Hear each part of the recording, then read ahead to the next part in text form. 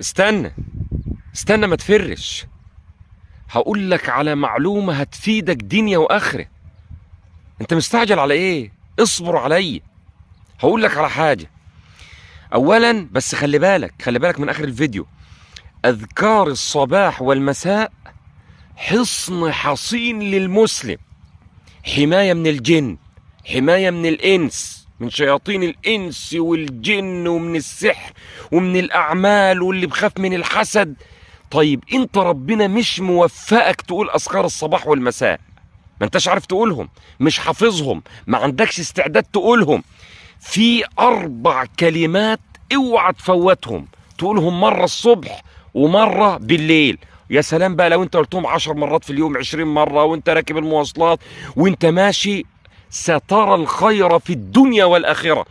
ال4 كلمات دول عشان ما طولش، قال سيدنا النبي صلى الله عليه وسلم عنهم: لأن أقول هذه الكلمات خير مما طلعت عليه الشمس. شوف الشمس طلعت على كام دولة، شوف الشمس طلعت على كام محافظة، على كام قرية، على كام عزبة، على كام شارع، على كام بيت، على كام محافظة. يعني ليه خير؟ لأن كل الدنيا ببنوكها بأموالها بكل دي زائل، أما هذه الكلمات هي اللي هتجدها في الميزان أمام الله عندما تعرض أمام الواحد القهار. الكلمات دول هن الباقيات الصالحات، هن خير أملا، وهن خير ثوابا وأفضل ثوابا عند الله. هم إيه؟ سبحان الله والحمد لله ولا إله إلا الله والله أكبر. ما تقولهمش ليه؟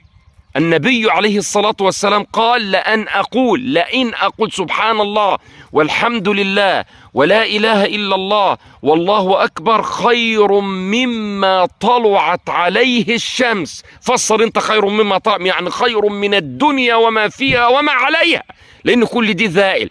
إنما انت لما تموت هتلاقي سبحان الله والحمد لله ولا إله إلا الله والله أكبر معك في قبرك. لما تخرج من قبرك وتقف أمام الميزان وتحاسب أمام الله عز وجل، هتلاقي سبحان الله والحمد لله ولا إله إلا الله والله أكبر في قبرك. والله عز وجل قال عنهم في سورة الكهف: الباقيات الصالحات. هم دول اللي هيبقوا المال والبنون زينة الحياة الدنيا، والباقيات الصالحات خير عند ربك ثوابا، أفضل ثواب وخير أملا. قال جمهور أهل العلم والمفسرين، وعلى رأسهم ابن عباس وابن مسعود: الباقيات الصالحات هم سبحان الله والحمد لله ولا إله إلا الله والله أكبر.